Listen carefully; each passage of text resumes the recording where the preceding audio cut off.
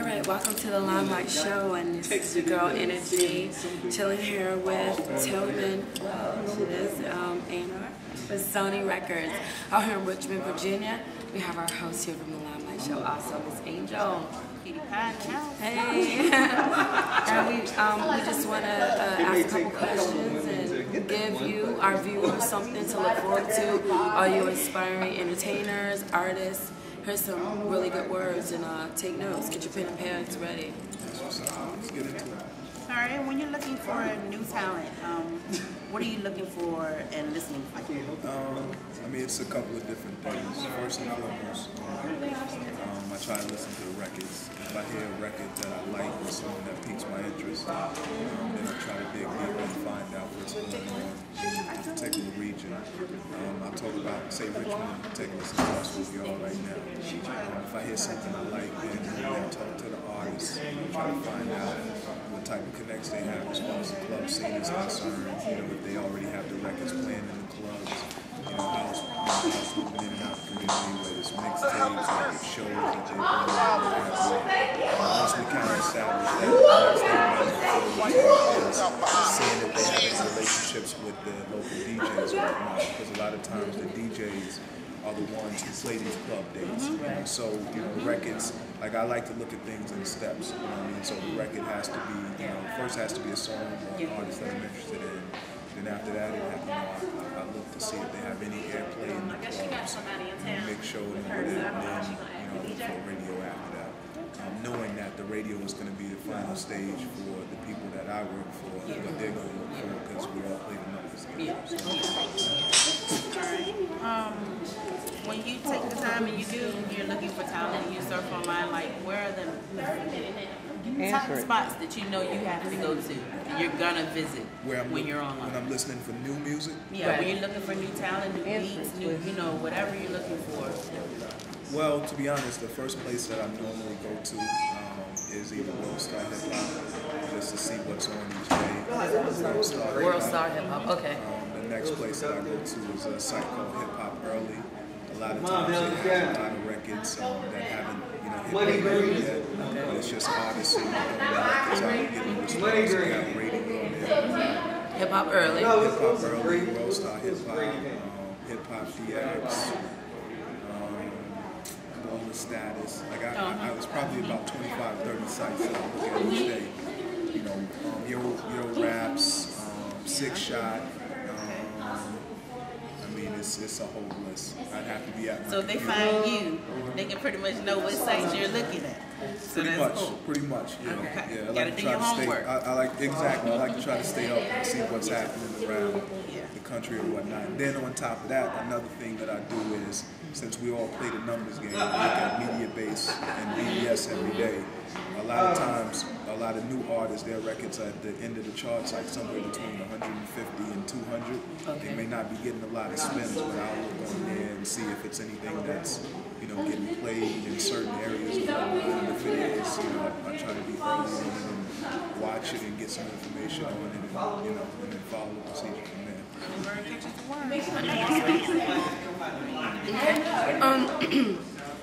We asked other A&Rs from different labels too, like what is the odds of an artist, like you come to a showcase like you're here today in Richmond, the Breakthrough Music Showcase, you see maybe, you know, today, depending on how many people you see, but say you see 50 people a day or 100 people at a showcase, what's the odds of that particular, you finding the it factor, or someone from that showcase getting signed, so to speak? Or to be absolutely honest, it's probably slim to none. Slim to none. So out of 100 people, you would probably say out of those 100, it's likely or very likely I probably won't see anything that moves me so much that you would say out of those 100. But here's the situation. I do these conferences and seminars for a different reason. Right. Like the same way the artist comes in and they're networking and they're getting to know the different label people or whatnot early on in the game. Like I use it as a chance for me to get out and see things early on before it starts to develop. Okay. Like let's say for instance I see something or I hear something today, maybe a singer, maybe a songwriter, maybe a producer or what have you. It may not mean anything to anybody right now, but you know, my objective is to have the conversation with them, develop a relationship with them, you know, build some sort of rapport or whatnot. And you never know, it could be 6 months from now, it could be a year from now, it could be 2 years from now, that they start to make noise, they start to make the right steps, start to do the right things. And you know, my job is to make sure that when they do get it right, that when they start looking for outlets for the music, I'm one of the people that they, you know, reach out to because I put the work in early on. Early in the Exactly. Okay. I made the introduction, established the relationship In the beginning. Exactly. Right, and that's a very good, that's a good point. That's a great point. A lot of people take that for granted. The first stages, the first steps. Like, who's your man? When you come out, people are like, well, who's your manager now? Who did? But they forget about the harnessing stage, the development stage. Who took you off the street and brought you and said, hey, come look at this shit. Come see what's out there. And with that being said, that like leads me into the next question, like what inspires you what inspires you to inspire other people to get into this, so you know, to work hard to get in this industry, because it's a hard industry to work in. To be honest, if I got to do anything to inspire you, then you don't probably need it, yeah, right? Need I got you. Like just to give you an example, one of the producers that came to the showcase earlier today, you know, he was a producer as well as a rapper. Okay. He can engineer, he can do everything himself. So my question to him was, okay, how many tracks do you know, how many songs do you do a week? Right. You know, I do maybe one a week.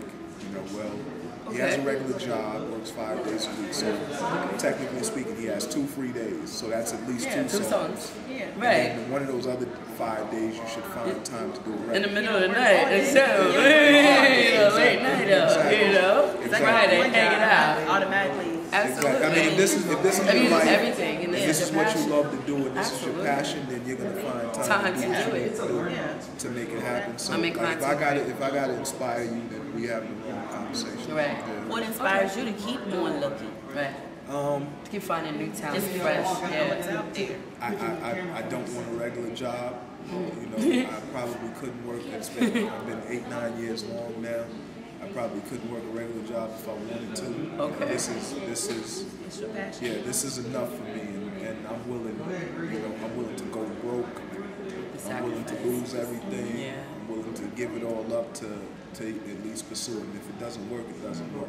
You know what I mean? But It's what you believe in. Yeah, even if it doesn't work, you know, then that may just be the breaks or whatever. But I did what I was supposed to do in my pursuit of it. Yeah, and take that from him. I mean, it's not easy. Even his job isn't easy. But if you're passionate about it, you keep on going. Yeah, nobody comes into this, you know, knowing everything, being able to do everything. You know, I started off, you know, as an unpaid intern, you know, working from 9 a.m. in the morning to 9 p.m. at night for free. You heard it. You're hearing it first here.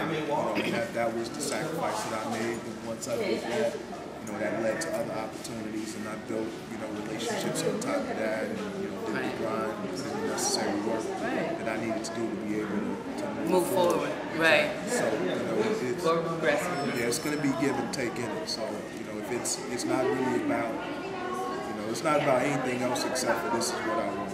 Like I was lucky enough to be able to, you know, fall into something that I truly enjoy doing, and you know, this is all. You know, I could care less about anything else. So as long as I'm able to do it, then the rest will take care of itself.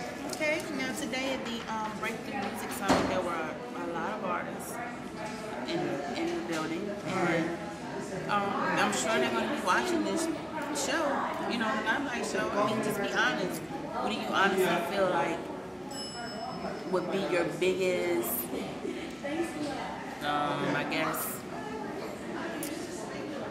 what do you want to say, feedback for them, your biggest suggestion, your biggest most advice powerful for them, advice like, for based on what you saw today. Right.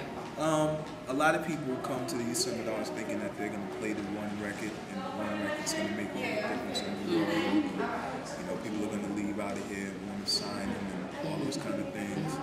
You know, my advice would be, you know, to just follow the passion of it. Don't do it thinking that you're going to get the one record. You're never, if all you're doing is thinking you're going to get that one record, you're going to be searching for it.